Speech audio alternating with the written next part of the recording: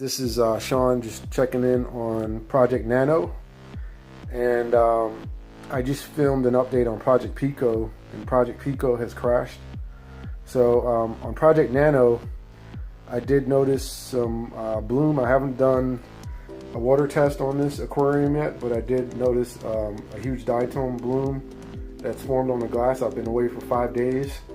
The heater in this aquarium is the Cobalt Neotherm, and it has a proper thermostat on it.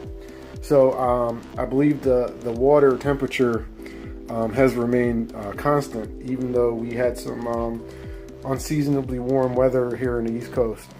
So the aquarium's stable, other than the diatom bloom, which is not a big deal. It's just a sign of cycling. The corals are in different shape, so I'm not sure what the condition of the water is yet. So I will do a water test before I upload this video, just to see where everything is. Again, this is a tank that I'd asked my roommate to feed while I was gone, and there seems to be some leftover food around. Coral banded coral shrimp seems to be okay. The clowns seem to be okay, and the water temperature in this one seems to be okay. So I'd say overall this aquarium is looking good. Just need to check the water parameters to see where to go from here. I believe this tank is okay. I've got some coral in different areas, and for the most part everything's holding up. So I will append to this video once I have parameters on the water conditions. So stay tuned.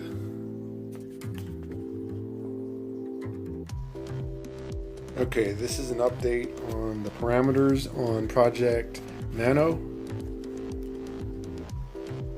So as stated before, the condition of the aquarium is showing some diatom bloom. The GSPs are staying closed right now. They haven't been open since I've been back from my trip. There's some algae growth on the sand in that corner, and I believe that's where a lot of food was coming in. So I think this tank might have been a little overfed, and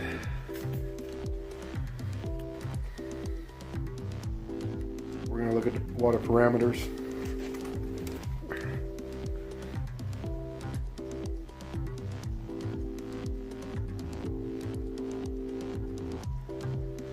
So right now the pH level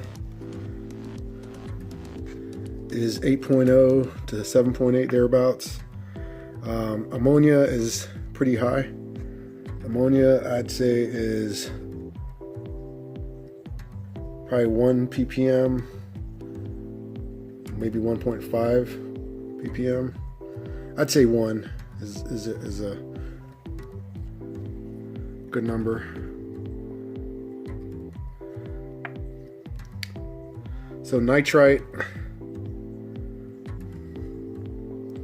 is about 0.5 to 1 thereabouts, and nitrate is sitting right around, I'd say 10 to 20. I'd say about 10.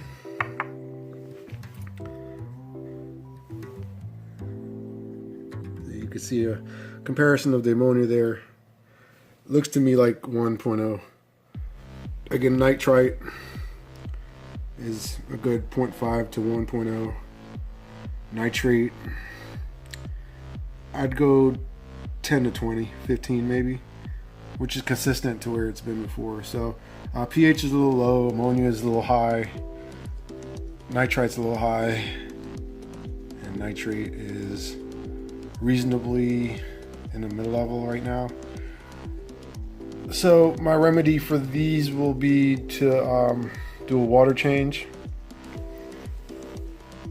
One of the clowns does look a little stressed, so I'm probably gonna move him and the other to another aquarium. And there's a bunch of copepods living in this aquarium as with the other one. So the copepods seem to be doing very well in both Project Pico as well as Project Nano. But if you also watch my Project Pico videos, you'll know that it crashed while I was out of town. So this one is still stable. Temperature is where it's supposed to be. I stuck a digital temperature just to make sure the temperature is right. It's at 78.7, which is consistent with what I have the cobalt neotherm set at. So if I could take anything away from this, I would say that the heater that you have in the smaller aquariums is huge, because I had the 15-watt aquarium in Project Pico, and that's what I pulled out of there, and the temperature was almost 86 degrees when I came home from my trip. And as I mentioned before, it's been unseasonably warm in the Northeast. It's been in the 70s here in February, so that's probably an explanation of what happened with Project Pico. And you know, Project Nano has stayed more consistent with the proper heater.